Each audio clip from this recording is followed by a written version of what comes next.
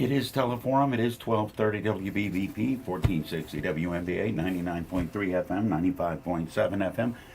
Right now we're on the Facebook live streaming. That's Beaver County Radio. Go to our Facebook page. Sitting next to me, the reason we're live streaming, is a possible replacement for my job. No, Eddie. Tom Young, First Consultants, is my guest this first hour. Tom was one of the people that got to, should I say got to, or was forced to? You filled in one day for me last week. I think it was Tuesday. Yes, I did. How was it? I really enjoyed it. Did you catch on that I really don't have a job? Well, you know, Eddie, here's the thing that I realized is, you know, I listen to talk shows, Hannity, and all these people all the time, Bongino, and what I learned was how much work actually goes in to prepare for that 3-hour show. I spent about 5 hours the day before preparing material that I would talk about and for that show. So it was a learning experience. I really enjoyed it. There is more time to it than you think if it's done right. Yeah, and that was my concern that day. I wanted to do it right. I had we talked about everything from politics to the election to a lot of different things, and I didn't have a lot of phone calls. That's all right. Which was fine because it's not their show. At the end of the show, coming to the end, the phone rang, and this one guy, and I don't know who he was. His voice sounded familiar, but his comment was, Tom, he says, because I was asking for callers, saying, come on, call in. And he says, Tom, I didn't want to take the phone. I didn't want to miss what you were saying. He said what you were talking about was just so important. I didn't want to take time to call and miss what you were saying. He went Aerosmith on you. He didn't want to miss a thing. That's really high was. praise. So when do you take over? Well, I'm open to a day once in a while, but I don't see it on a regular basis at this point in time. Now this is our regular once a month for an hour. Right. Yeah. This is our 1 hour. Right. So this seems easy today compared to the 3 hours last week. Now let me. When you come in and I tell you, oh, thank God Tom's here. That's a put it in neutral and cruise kind of hour. Makes more sense now, doesn't it? Oh, it does. It absolutely does. Well, you see what I've got laying in front of me, so I bring lots of things to talk about. You know, I'm Tom Young, and I own a company, FirstConsultantsInc.com, and my purpose in life is to awaken people's thinking and to teach people how to think differently. What I do is following God's plan. It's just more fun that way, and it's more positive that way. I start every program that we do with a prayer for everybody. This China virus got a Wuhan lab. I don't care. That's my opinion. I really believe that's where it all came from, and I have my opinion about whether it was meant to happen or it was an accident. That's also my opinion. But we pray for everybody because doing one show taught you how to preface things. That's great. See, you got it. That's it. That's really what it comes down to. It's just for myself. Just my opinion. And you know, the Amazon jungles in South America to the Sahara Desert to Siberia, people have been touched everywhere in the world. Millions of people have died, supposedly from the COVID virus, and there is more to be heard about what's going on with that. But anyway, we pray for those who have lost loved ones. We pray for the loved ones who have been lost, that the Lord would gather them into his arms and take them to his kingdom of heaven above. We also add our prayers for Ukraine and Russia. This is absolutely ridiculous what's going on there. And Putin says it was biolabs in Ukraine. I mean, maybe someday we'll find out. But we pray to the Lord that he would somehow get in these men's minds and help them to find peace and stop the destruction and the killing. In Jesus' name, we pray every day. You know, it's funny when I do this and the show. It's still, we all live a life, Eddie, about touching people. You know, I did a talk in Houston about 6-7 years ago. It was my first professional talk, and it went well. I got a standing ovation. I have a beautiful letter from the president of the organization, and it was called the BTE talk. Be the example. We are all the example for everybody around us. our kids watch us, the neighbor kids, the aunts, uncle. I mean, there are just people that look up to you that you don't even know that are in your life. They're watching you and learning, and you don't realize you're absolutely, at school. Absolutely. Right. And I got a quote for today, and this is so appropriate. Now, this is gold in my ear. I'm not going to read. She was the founder of the state of Israel. And this quote says, "One cannot and must not try to erase the past merely because it doesn't fit the present."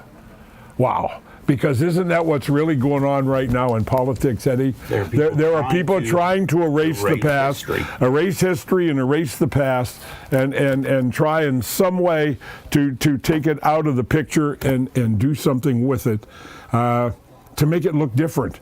You know, we're educating our children today with misleading information, and you know, I'm not going to get into the transgender, the drag queens in schools. I want to throw up sometimes when I hear the news, and I really pray for those people that somehow, some way, they have lost sight of what humanity is, and what integrity and character is in their lives. Which is scarier? The idea that maybe they've lost sight of humanity, or the idea that they've changed their definition of humanity to something that we don't recognize? One or the other, Eddie, or maybe a little bit of both. Maybe a little bit of both, you know. We don't want to dwell on that all day today. We'll touch on it as we go along because I've got a lot of stuff with me. But I want to focus on taxes today. Oh, good. You know, if you share the show and tell other people about my show, and send me an email at firedupt@comcast.net, I will send you an autographed copy of my book with a special gift inside, just a special way. So you need to share my credentials. You need to share the show, let people know what's going on, and especially the Facebook page called the Family Money Farm Group. I didn't say that. We're on Beaver County Radio's Facebook page, but we're on your Facebook page Absolutely. live. We're on my Facebook page live, and then I will repost this onto the Family Money Farm Group later today, and it'll be over there. But, you know, we have a few things that we have to worry about, and taxes and debt are the biggest thing, you know. You know, when we talk about dying, you know, taxes and death are the only guaranteed thing in the world today. But I think debt is becoming another big element in this process. And when I talk about debt, I have a video called The Wicked Game. It's on YouTube. If you communicate with me, send me an email. I will send you a link to that free video. It's about 55 minutes long, and there's 3 parts to it. The first part talks about the debt clock and the government's debt. We're over at 31 trillion, I think now. It is.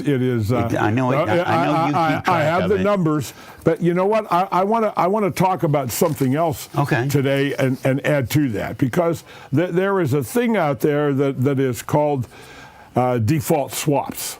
Now, what the heck are default swaps? Default's bad. Default swap. Remember, our little thing was about history today, so we're going to talk a little about history today. Okay. And how did we get from there to here today, and the impact of that. Now, credit default swaps. Now, this is 2008. We all know what happened in 2008. We think we know. We think we know what happened in 2008. We were told when the what banks. happened. You're right, Eddie. Right. We were told what happened. Yeah. So the banks sort of melted down, and the younger George Bush ended up throwing $800 billion into the marketplace to prevent the collapse of investment companies that are the risk takers. I mean, so we bailed out the risk takers. Too big to fail, I think was the term. We bailed out the risk takers, and the bottom line, the center of all of that, was what is known as credit default swaps. Okay. Now, where did they come from? Well, the mortgages in the decade of the 90s, toward the end of the 90s and the early 2000s, there was a move by President Clinton, Bill Clinton, in 1999. He made a statement to the banking industry. He said, "You will loan money to the people over there. You know, those folks over there they're not good at paying their bills. Right. You will loan money to those people over there, or we're gonna call it discrimination. Okay. And that's going to be a problem for you, Mr. Banker." So they started to do that. So as time went on, the banks started to realize that, man, these mortgages aren't going to be real good. So what they did... This is going to be a problem. It's going to be a problem. Yeah. So what they did is they took those loans, bundled them, and sold them to Wall Street to sell as investments to consumers. Now, because they were mortgages, the perception was that these were good investments. However, the thinking they wouldn't give them a mortgage if it wasn't going to be a good investment. That's right. So after this was done, what happened is some of those mortgages started to default because they loaned people. Well, there was 1 million loans down in Virginia to illegal aliens. I mean, people that weren't even citizens. There was 1 million loans.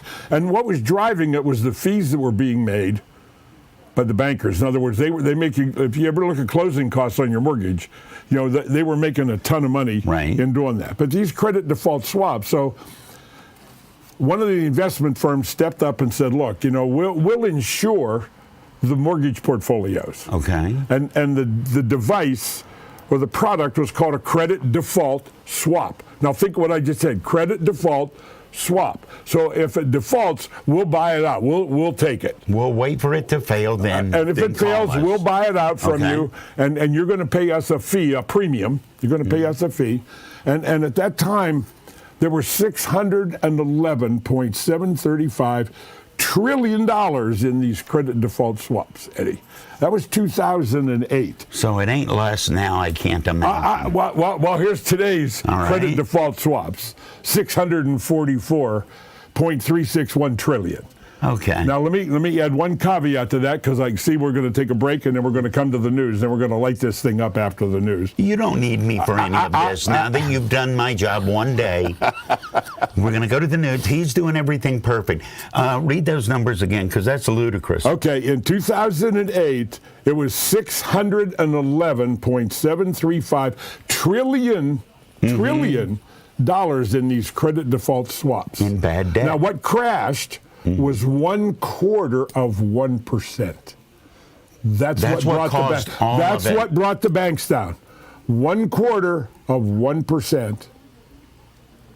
And then we ended up bailing out one of the big investment firms with $85 billion to bail them out because they were too big to fail. Eddie. Too big to fail. And these are fat Wall Street barons that were making decisions that had risk with them.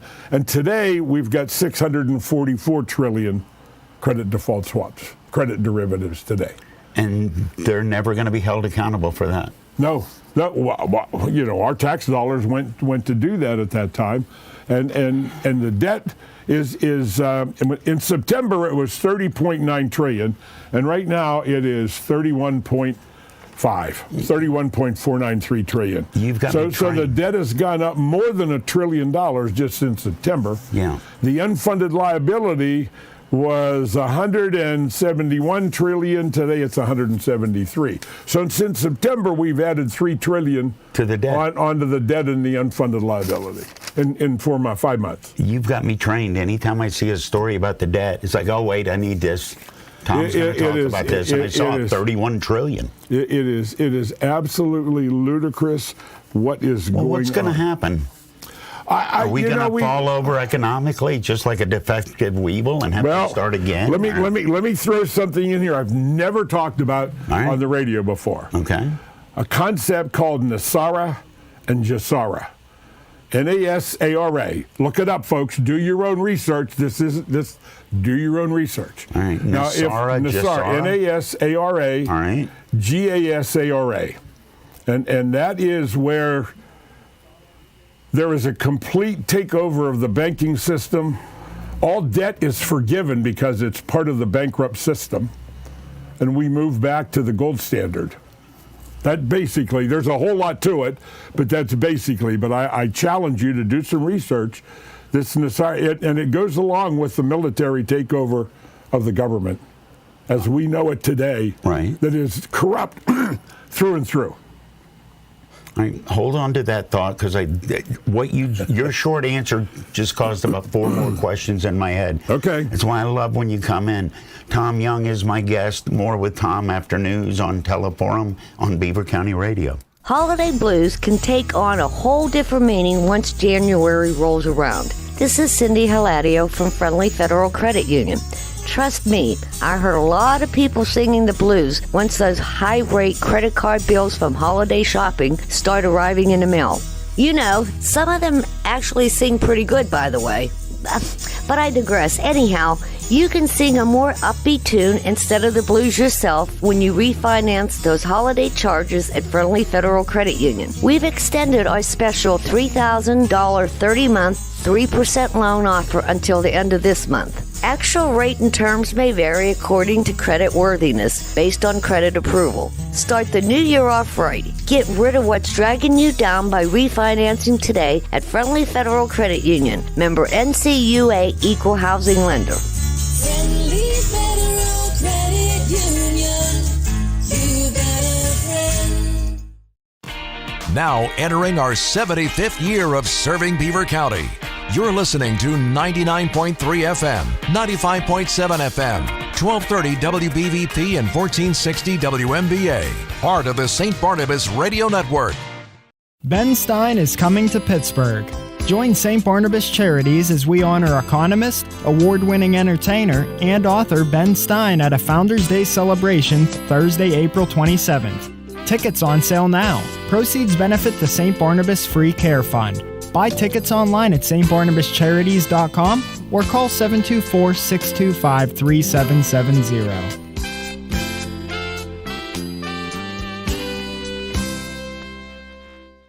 Highmark Blue Cross, Blue Shield, and Allegheny Health Network are pleased to present a new show on Beaver County Radio called Heroes. Tune in every Saturday at 10 and Sunday at 12:30 for Heroes, a wonderful half-hour segment hosted by Jim Roddy that profiles many of the local heroes in this community. Click highmark.com for more information and then tune in for Heroes this Saturday at 10 and again Sunday at 12:30 on WBVP, WMBA, and 99.3 FM. Beaver County Radio's news source, 95.7 and 99.3 FM, along with 1230 WBVP, 1460 WMBA, and streaming at beavercountyradio.com. Here's Curtis Walsh. Good morning. We'll have a chance of showers today with a high near 51. We'll have a complete Beaver County radio weather forecast after this look at news. A fire was reported last night in Hopewell. Sandy Giordano reports firefighters from Aliquippa and Hopewell were dispatched at 5:02 p.m. for an oven fire, and according to Beaver County 911, by the time firefighters arrived on scene at Kane at Gray's Landing on Landmark Drive, the fire had been put out. No other information was available. PennDOT has announced beginning at 9 a.m. tomorrow morning, the ramps that carry traffic from Route 65 in both directions and Deer Run Road to southbound I-79 will close the traffic continuously through early to mid-February as crews conduct paint containment removal work. All ramp traffic will be detoured. Off-duty uniformed police officers will be staged at various locations along the detour route, and this is all due to the $43 million I-79 Neville Island Bridge rehabilitation project. Beaver Falls High School is feeling footloose, Scott Tatey of the Beaver County Times reports. The school's musical department won a national competition, earning a free license package enabling them to perform the musical Footloose in celebration of the 25th anniversary of the show's 1998 Broadway opening. Beaver Falls is one of 9 schools in the country to win the competition. The $3,000 prize package includes free production rental materials and a 3-performance licensing package for Footloose. Beaver Falls' performance of Footloose will take place at 7 p.m. on March 24th and 25th and at 2:30 p.m. on March 26th at the Beaver Falls Middle School Auditorium. Frank Thomas, a 3-time All-Star with his hometown Pittsburgh Pirates, who later became the top hitter on the expansion New York Mets, has died at age 93. Both teams announced Thomas's death. The Mets said he died Monday morning in Pittsburgh and no cause was given. Thomas played 16 seasons with the major leagues from 1951 to 1966, the first 8 for Pittsburgh where he was born. He batted a .266 overall with 286 home runs and 962 RBIs, finishing 4th in the 1958 NL MVP race. Thomas batted cleanup for the Mets in their first game in 1962 and led that lovable laughingstock team with 34 homers and 94 RBIs. Nicknamed the Original, Thomas was a big hit in uniform at Mets Old Timers Day last summer. Josh Shapiro will become the 48th governor of Pennsylvania at the inaugural ceremony at the state capitol. The 49-year-old Shapiro will come into office today with more experience in state government than any recent predecessors, including 8 years as a state lawmaker and 6 as the state's elected attorney general. Shapiro won't spell out specific policy aims, aides say, but he'll emphasize themes he has developed previously, including that voters want progress on important quality of life issues. Shapiro is succeeding outgoing Governor Tom Wolf, who was term limited, and will be the first governor of Pennsylvania since 1966 to be elected to succeed a member of his own party.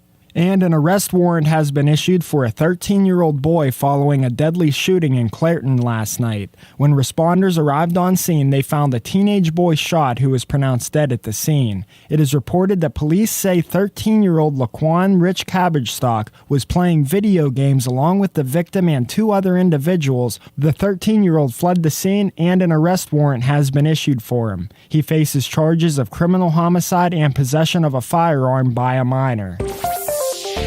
Here's the Beaver County forecast on 95.7 and 99.3 FM, along with 1230 WBVP, 1460 WMBA, and streaming at beavercountyradio.com.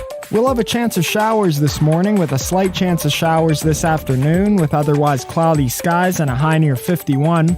Chance of showers tonight mainly before 10 p.m. with cloudy skies and a low of 39. Cloudy tomorrow with a high near 44. Rain on Thursday with a high reaching 58. And on Friday, a chance of rain showers with a slight snow shower possible as well, with cloudy skies and a high of 38 degrees. We've got cloudy skies and a temperature of 43 degrees here at 9:35 in Beaver County. That's a look at the news for now. I'm Curtis Walsh on 99.3 FM, 95.7 FM, 1230 WBVP, 1460 WMBA, and streaming live around the world at beavercountyradio.com. The views and opinions expressed on WBVP and WMBA are those of the participants and host. They are not necessarily the viewpoint of WBVP and WMBA, its staff, management, and advertisers. Thank you for listening to WBVP and WMBA. It is Teleforum. It is Tom Young as my guest. It's wonderful to see Tom. It always is. Before the break, you were getting into something that I can't even pronounce, but it was really interesting. Nasara Masara. It sounds like a sauce. Jassara. Jassara. And this is nothing more than a plan that I mean, we all have to realize that the Federal Reserve is broke. They are bankrupt. Oh, 31 trillion in debt. Well, that's just us, Eddie. If you look at the countries around the world, they are all in debt to the tune of trillions of dollars, hundreds of billions of dollars. And where are they going to get the money to ever pay it back? So right now, the bank, the Federal Reserve, is overextended. Right. And the only benefit that they have that keeps them alive is they can still print money. And in printing money, I guess that's why we have inflation right now. Yeah. This inflation we're dealing with right now printing is money because of printing help. money. It is nothing more than printing money. It isn't Putin and Russia. It is the Federal Reserve printing money. Here's some interesting information. I save newspapers, folks. See that? Those are old. And there's another one there. They're old. This goes all the way back. This is March of 2012, Eddie.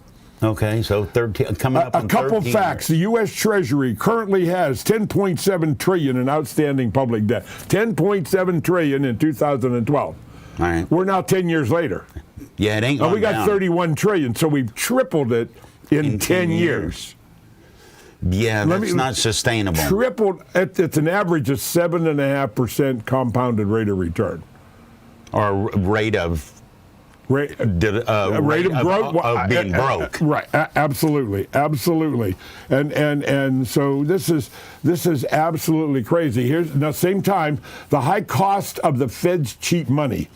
And who was the guy one time that when Obama was there, the minister or preacher, whatever he was, that said the chickens will come back to roost. The chickens will be back. And so here's this is May of 2012. Well, chickens coming back is good. We're short on eggs. Here's the low interest rate. So here's the wave that we've been riding. I see this stuff and I try to relate to it. But let me read you just a little. The Fed is hoping the lack of return in certificates of deposit and bonds or more accurately, negative returns adjusted for inflation, will prompt investors to take on more risk by investing in stocks, high-yield corporate bonds, and other investments. Thus, this is pushing people who have low risk tolerance to take on more risk than may be advisable. Now, so here we are. It's 2012. We know the interest rates have been low for a long, long time. Almost 20 years, okay? Right. So low interest rates, so now the saver can't get ready to return in the bank, so they're forced to move into the stock market. So what has the stock market done? It went to 36,000 was the height, was the high. So now high interest rates are back, and the feds are raising the interest rates, so they make more money. See, this is how they fix inflation, folks. They're raising the interest rate. Now, who do we pay interest to, Eddie? The banks. Don't we pay interest to the Fed, the Federal Reserve? Yeah. And they got like $8 trillion on the books. So they've now raised the interest rate that they're charging people on the money that they printed from nothing and loaned out through the federal government. That's a pretty good gig. I can loan you money, and then after I loan you money, which I'm in charge of printing, I can raise the rate.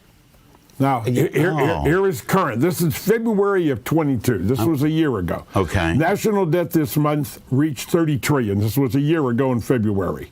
Not only is this the largest debt in U.S. history in dollar terms, but the ratio of debt to gross domestic product is 119%, the largest it has ever been. Things are only going to get worse. The Congressional Budget Office predicts that the mammoth debt-to-GDP ratio will double over the next 3 decades. The Highway Trust Fund. Now, the first thing is when they make projections, they're all a lie. They always end up a little short than what they're doing. So, folks, the whole idea of me bringing all this stuff up is I got to get in your head. I got to change the way you think about this stuff. So we have to take control. 2 great friends of mine and mentors in my life. Todd Langford created software that I've used for 30 years. And this little quote is, "It's easier for a lie to propagate than the truth to educate." I would agree with that 100%. Dan Sullivan, "Your eyes can only see and your ears can only hear what your mind is looking for." All right, that's got a kind of a Khalil Gibran feel to it. I like that too. So what are we looking for as everyday people? What we're doing. We're just looking for paychecks. Most people are paycheck to paycheck. They're worried about, am I going to be able to buy groceries next week? 2 weeks from now, am I going to be able to pay the bills this month? Here's what people are looking for. I can tell you exactly. When I got home from being off for a week, I had bills waiting for me. I sat down and wrote bills. How much is left? Write this bill. How much is... That's what most people are doing, hand to mouth. There is no question about that, Eddie. I have done that I the same way. How did we get here? We got here, Tom's opinion, because people were lulled into not paying attention. So, number one, we have to refuse to accept the norm, what's going on around us. We have to make a decision to do some of our own research.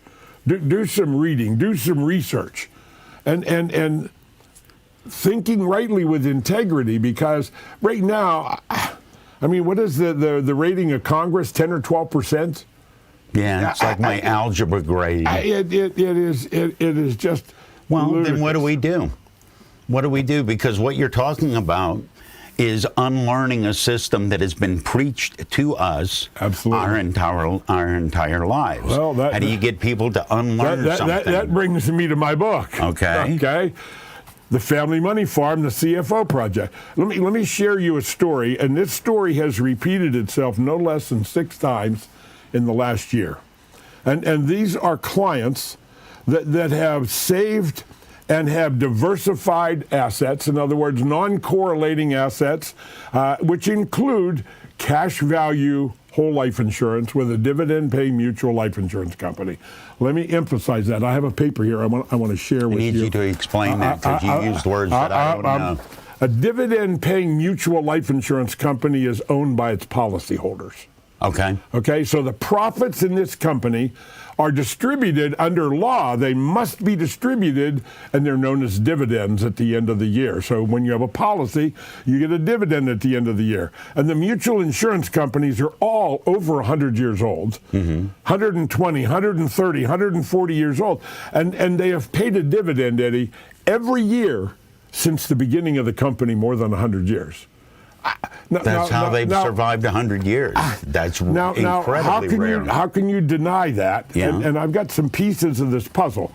So this it's research that I did a long time ago. In 1990, there was about 111 mutual companies, and their total assets was $616 billion was the assets held by 111 companies. Stock insurance companies are owned by stockholders, and they're operated, they sell a competitive product for the benefit of making money for the stockholder. Right. Okay. So if the life insurance business is so lucrative and so profitable, I guess that's why in 1990, there was 1,293 stock in companies, and they had assets of $786 billion. Now, let me make a point there, Eddie. 111 companies had $616 billion in assets. All right. 1,293 companies had $786 billion. You get the relationship Sounds there? like the smaller number of older companies is doing quite well compared to the big... Absolutely, and always have. Now let's come to 2000. Okay. Because there's been a consolidation. So in 2000, there were 70 mutual companies, 70 companies, with total assets of $602 billion. Now remember, 111 companies was 616. So now we're at 70 companies and it's $602 billion. So it dropped 14 billion, but you consolidated out 30-ish companies. 40 companies, 41 companies. Okay. Stock insurance companies, 943 companies. Now, the assets of these 943 companies is now 2.6 trillion in assets. Okay. Now, what happened in the decade of the 80s and the 90s, Eddie? I struggled in college. In the 80s, the interest rates skyrocketed. Okay. In the 90s, Greenspan lowered the interest rates, and that's another story that I hope to get to today about history, about the smartest people on the planet and the advice that they give that turned out to be completely wrong. Okay? So the stock market was screaming in the 90s until we got to 2001 and the dot-com bust. But that's where these stock insurance companies, they can invest in stock market, they can invest and do things. Mutual companies cannot leverage their money. No, because they need their money to pay the dividends. Because of the guarantees in the contracts. But the stock insurance companies sold universal life and products that didn't have the same guarantees, so their latitude was making more money for the stockholders. 2007, now we're down to 40 mutual companies. Assets are $605 billion. Still holding pretty good. And now the 708 stock companies, assets are $4.6 trillion. So with the market and what they're doing, so what in all of those other types of insurance products, universal life specifically, indexed universal life, which is the product that's promoted today, and variable universal life that was promoted during the 90s. Okay. These products, they shifted the risk to you, the buyers of the policy, because there were no underlying guarantees in these policies. So if the interest rates fell apart or what they were projecting didn't materialize, well, you just had to pay more money. If That you wanted was to coming keep out. That was coming out of me. It was coming out of you. So, so this product was nothing more than profit for stockholders, and it was shifting the risk to you, the purchaser. Why don't people know that? You mentioned well, because of billions of dollars of advertising that is paid. Where they advertise, they just seem to leave out a few lines of text. No, the text is there. It's just incredibly small. Incredibly down small. Incredibly small. Now, I want to talk about a story, and let's talk of some history. And this is about... I like talking history. It's called the Club of Rome. The Club of Rome was created in 1987. Let's see, with a name like that, you would have thought it was created way before that. I'm sorry, 67. Okay. I'm sorry. Got to go back, brother. 67. So what is the Club of Rome? The Club of Rome is a group of people. It still exists today. Do some research. You can do a search. It's there, the Club of Rome. And one of the members who passed away recently was Stephen Hawking. Do you remember Stephen Hawking? I remember the guy, Stephen the Hawking, paraplegic that talked electronically. Yeah. But he was believed to be one of the smartest people on the planet. Okay? He was part of this group. And this group formed for humanity. Their goal was to make predictions about the future to save people. So they could maybe predict something and prevent something bad from happening. Benevolent soothsayers. Absolutely. Okay. So their first prediction was, this is 1967, All right. was that oil, we would run out of oil around the world by 1993. Nope. Well, we can look back. We know that didn't happen. There was a book written in 1990-91 by a guy named Rees-Mogg and Hawkins, and they were economists from Europe, and the title of the book was The Great Reckoning of 1993. So they wrote a book about this prediction, and it was a big seller. It was a big, thick book. But anyway, so OPEC made this prediction. Now, there's another group called the Texas Railroad Commission. Okay. Now, what do? They're out of Texas in America. Sounds like they're in charge of the railroads. They're in charge. Well, no, they're in charge of the oil and gas production in the U.S. So they monitor. They're our version of OPEC. They're our version. The Railroad Commission. Yeah, they're called. That's their name, the Railroad Commission.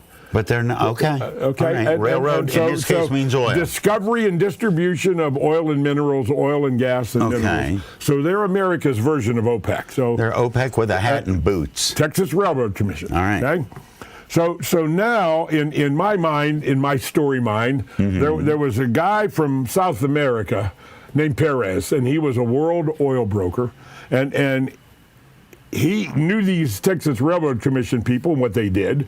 But he also knew the Arabs. Now, in the late 60s and early 70s, it was believed that 85% of all the oil in the world was where, Eddie? Under the sands of Saudi Arabia. Middle East, absolutely. You know, that's why we got Riyadh and what they're doing over there, okay? Yeah.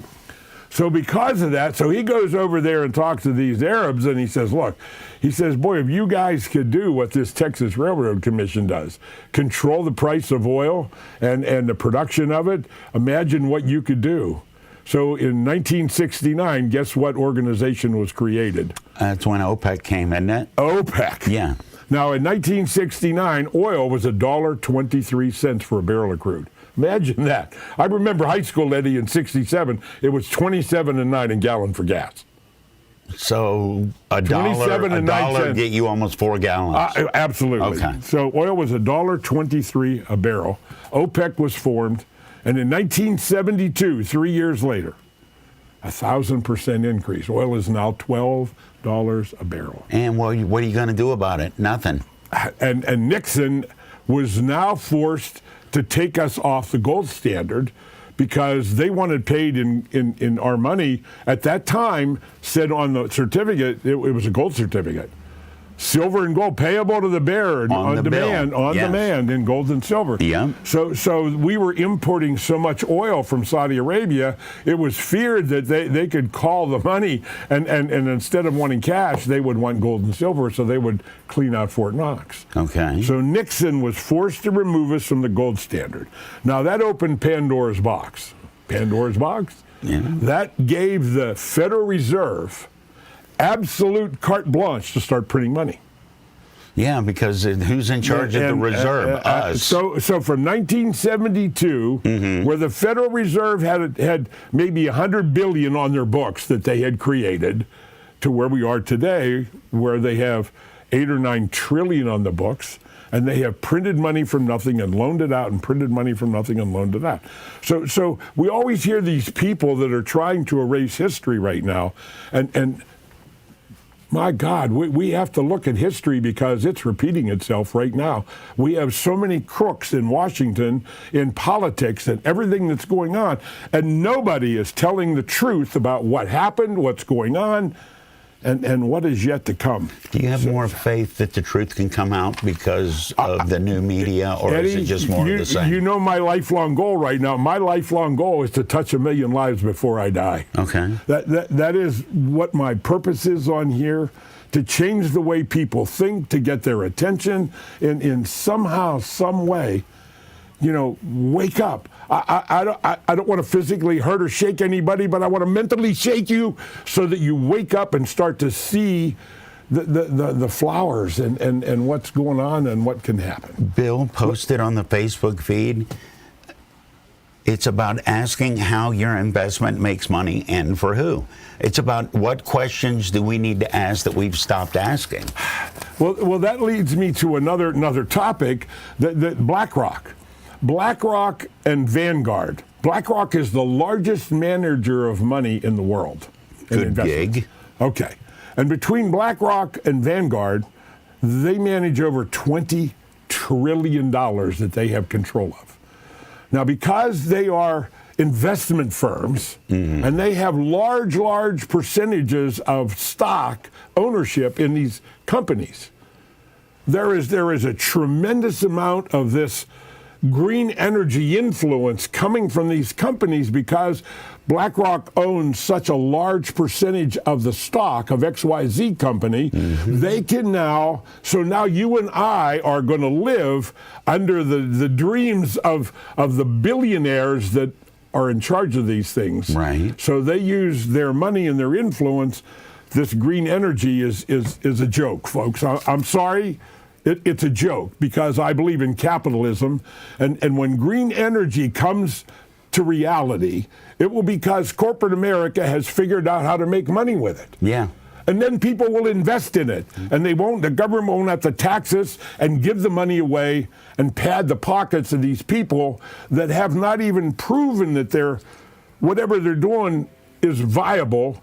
But yet the government, how much money did Obama give away to the green energy companies that were creating all these? They all went bankrupt. He gave them hundreds of millions of dollars and they all went bankrupt. But, well, guess what? The company went bankrupt, but the people that owned the company they're all right. They cleaned the clock. Yeah, they walked away with a lot of money. What's the term? Golden parachutes? Yeah. So here we are, folks, and now it's time for you and I to really start taking control. We need to make it known. We need to contact our legislators, senators, congressmen, and make sure that these people are aware of what's going on, how you feel. It's time to stand up. And just don't go off. You're not going to get off into the sunset because this is going to end badly. I don't know when. I'm not predicting it's going to be soon, but this is going to end badly. And this thing that happened with the FAA the other day. Oh yeah, all the computers. Nobody's thought was the computer hacked. Yeah. What happened that it shut down the whole FAA in the U.S. And then in Canada, which isn't connected to ours. Yeah. So was that a hack? Maybe they won't admit it. I don't know. But you and I have to take care. We have to take charge. Now, all of this being said today, and people say, okay, Tom, what do we do? There are 4 rules in my book, The Family Money Farm, the CFO Project. Number 1, you have to save 20% of your gross annual income without a doubt. Number 2, you need to accumulate 50% of your annual income in accessible capital so that you have access to it. And I would highly recommend that you have in cash, in a steel box at home, in a safe under the steps or somewhere, Mason jar. An amount of money equal to 3 to 6 months of your income. Mason jar. I don't care where you put it, but you need to have cash because the digital currency they're talking about, if they flip that switch, the banks are going to close for a while. There'll be a massive shutdown, and you won't have access to money. It's not going to go away, but you won't have access to it. They're just going to remove it from your daily life for a little bit. Because that's in your best interest. So this is the game, and this Klaus guy, the World Economic Forum that's going on right now in Davos, it is scary stuff. that they're talking about, and you got to listen. And sometimes I wish I didn't listen to all of this stuff. And you know, I can't stop reading. I mean, I follow probably 100 lines, and we got 2 minutes to the end of the game. I'm Tom Young, and I own First Consultants in Beaver. I'd love to have a conversation with you. That conversation is going to be about 45 minutes. I will make you 2 promises. I'm not going to ask you to buy a thing, and there won't be a second meeting unless you desire it. Give me an opportunity to share with you what I know how to do and how it can work for you. I was talking about several couples, you know, they've been saving money and now their son's going to college and they're looking, how are we going to pay for college? So we have hundreds of thousands of dollars accumulated in cash value life insurance. Right. So we're going to use that and leverage it, borrow from the insurance company, pay for college. Now when my son or daughter gets out of college, they're going to pay mom and dad back. You mean pay mom? Why do we got to pay back? Now, wait a minute. Let's talk a little bit more intelligently. Because typically, if you have loans at the bank, you're going to owe the banks and government. But if I owe the family and the family money farm, mom and dads get to die someday, don't they? Guaranteed to happen. Yeah. Don't I inherit the bank? Yeah. So paying the loans back to mom and dad is the beginning of my retirement. Tax-free retirement. Folks, 724-728-6820. Give me a call. God bless. Tom Young, brilliant as always. It's Teleforum. It's Beaver County Radio. Now entering our 75th year of serving Beaver County. You're listening to 99.3 FM, 95.7 FM, 1230 WBVP and 1460 WMBA. Part of the St. Barnabas Radio Network. The views and opinions expressed on WBVP and WMBA are those of the participants and host. They are not necessarily the viewpoint of WBVP and WMBA, its staff, management, and advertisers. Thank you for listening to WBVP and